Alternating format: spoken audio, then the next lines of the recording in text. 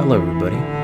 Los tíos behind the beautifully grim and brutal blasphemous Game Kitchen are back with another religiously charged narrative set in Spain, and while this isn't something that surprised me, I didn't expect a real-time tactical stealth game.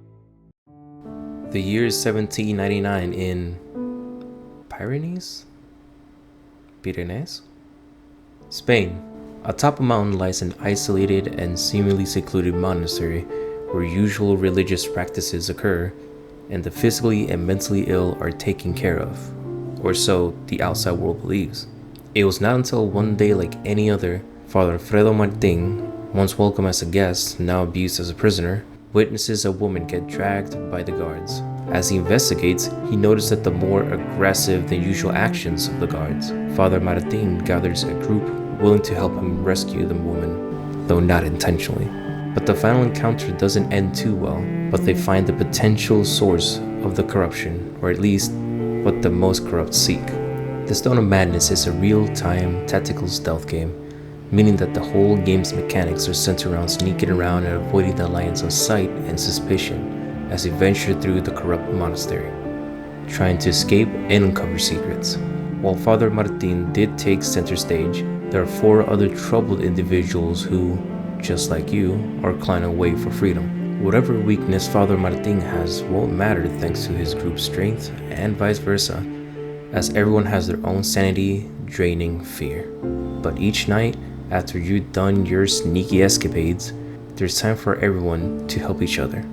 This monastery's security and corrupt personnel are no match for a malnourished giant, an anger-filled rich woman, a magical senior citizen, a sneaky little girl, and a devout follower.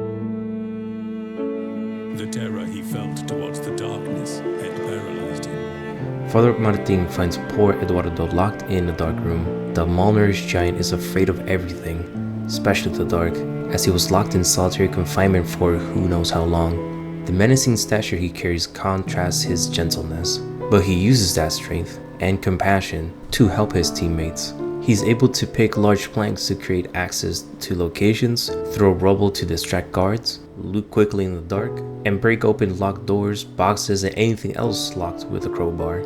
Just try not to keep in the dark for too long, as those isolated years of the dark took a toll on his mental. During the night planning phase, he can craft any items and volunteer for work to lower his teammates' suspicion levels.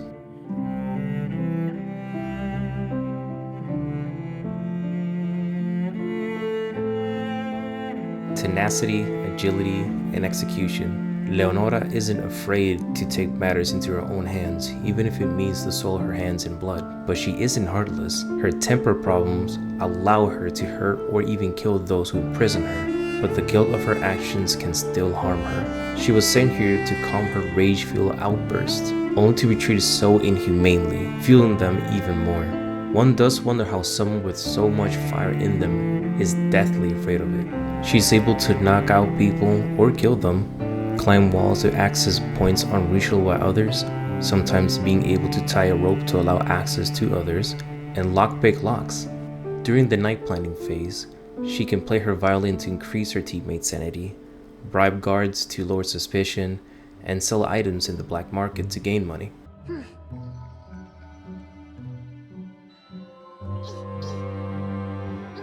A very agile and sneaky girl, that Amelia.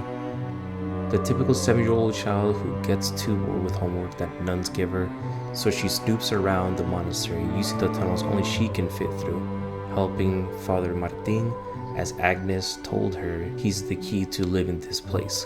Before she was buried under heaps of homework, she lived with her mother until a terrible illness fell on her, and as her father, allegedly Mother Superior says, died on a boat while working, she was adopted by the nuns.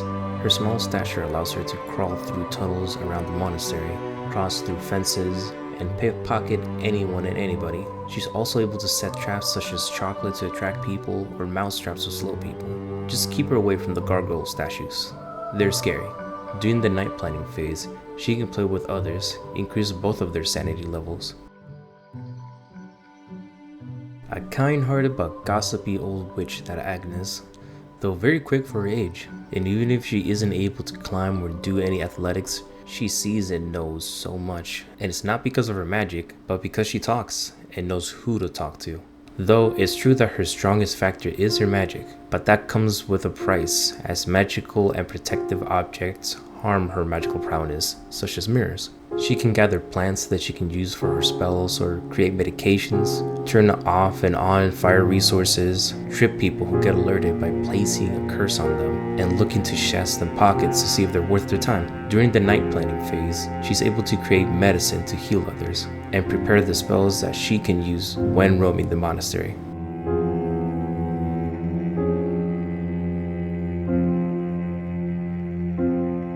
Invited because of his knowledge of medicine, Father Martin was much like those who invited him. Though once he noticed the corruption that ran the monastery, he spoke against it and was branded a madman and was imprisoned. But he will escape, and with him, he will carry the truth. He's able to give a sermon to distract those around him, dress up as a priest to avoid detection, though don't get too close to people, light and carry an oil lamp and investigate secrets with it, and bless away cursed spirits and spooky gargoyles. During the night planning phase, he can care for others, which heals them, and study, so he can gain knowledge to attain more skills for the team. Which leads me to revelations. You can upgrade everyone and improve everyone. From giving Leonora the ability to kill without guilt, and allowing Amelia to throw traps, to allowing Father Martin to go unnoticed when wearing robes, and Eduardo being allowed to access prohibited areas. There are some benefits to reading. While I'm not the biggest fan of stealth games, or a fan in general, I just couldn't help finding such interest in the story, the looks, and the characters. I really wanted to know what the title had to do with the Spanish monastery in the 18th century, and the end of that tutorial really surprised me and intrigued me even more. The dialogue has so far been a little bit odd, to the point that I've considered switching it to Spanish to see if it's better, but the pacing, the events, and the characters themselves have kept me going. While I'm a newbie to the stealth genre, at least in this sense, it hasn't been too hard, although it has tested me. There has been times where the objective pops up and I look at the amount of people walking around and I just feel so nervous. Thankfully, Leonora has been there to knock them out whenever I just can't wait, and the sight cones are also very useful. It helps a newbie like me understand where the danger is and isn't. But when I'm not impatient, when I actually just pace myself, it's satisfying just to swiftly make it out their vision, hiding slept bodies, distracting guards with preaching or ruckus, just using the team in unison. The execution, it's so very satisfying. Also, look up Panecillo. I want to be him, I want to cosplay him. There's a good amount of build up in the story, and the characters are very likable, to the point that even if it's not my type of genre, I need to keep playing it to find out what happens. For those already interested in the genre, I'm sure the style and the teamwork that's promoted in this game is intriguing, and all I can say is that it's satisfying and nerve-wracking. Well, and that's it. Thank you for watching, it's greatly appreciated. Please remember to like, comment, and subscribe, and I'll be seeing ya. Thanks.